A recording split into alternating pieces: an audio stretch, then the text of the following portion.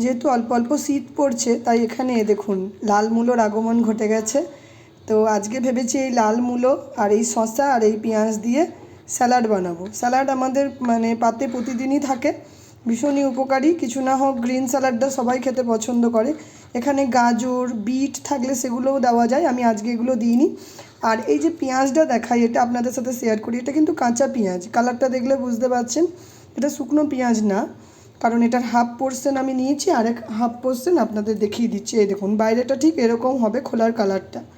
এই কাঁচা পেঁয়াজগুলো স্যালাডে খায়, ভীষণ ঝাঁঝালো গন্ধ হয়, যার জন্য স্যালাডের টেস্টটাও মানে বাড়ে। তো সমস্ত ভেজিটেবলের খোসা ছাড়িয়ে ভালোভাবে এটা স্যালাড করব। আর মূলোর খোসা আমি ছাড়াবো না, কারণ এই লাল মূলোর খোসাটাই দেখতে সুন্দর লাগে, খেতেও উপকারী।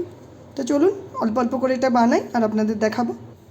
তো এই যে এখানে আমি সমস্ত মানে ঘন ঘন করে কেটে নিয়েছি। এখানে শসা, এখানে এই যে লাল মূলো, এটা হচ্ছে ধনেপাতা, আর এখানে এই যে পেঁয়াজটা অল্প পরিমাণে দিয়েছি, ভীষণ ঝাঁঝ আছে।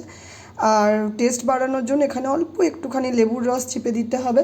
এটা মিক্স করার জন্য এই যে এরকম মানে নুন পাওয়া যায়, সন্ধক লবণ, এই সন্ধক লবণটা দেবেন, খেতে আলাদা টেস্ট হয়। আমি এখনই মানে লাঞ্চের থালি রেডি করব, তাই জন্য আগে থেকেই নুনটা দিলাম। আপনারা খাওয়ার জাস্ট আগে কিছুক্ষণ আগে নুনটা দেবেন, আগে থেকে নুন দিলে জল কেটে যায়।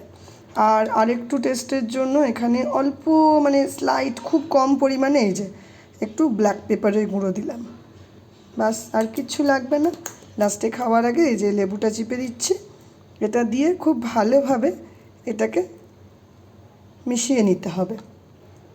হাত দিয়েও মেশাতে পারেন, চাইলে একটা ছোট চামচ দিয়েও মেশাতে পারেন, আমি হাতেই করে দিচ্ছি। এইভাবে এই স্যালাডটা একবার খেয়ে দেখবেন, ভাতে ভীষণ ভালো লাগে। যদি কেউ মনে করেন নর্মাল স্যালাড ডায়েটে রাখবেন প্রতিদিন, তারা তো এটা বানাবেনই।